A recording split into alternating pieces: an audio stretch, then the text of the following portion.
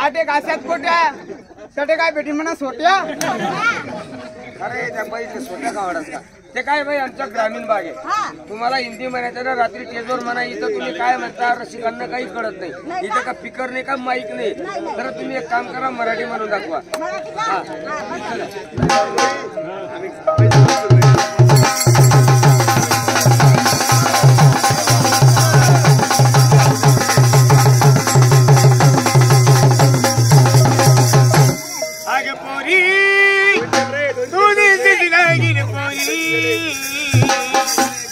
अरे लय भारी लय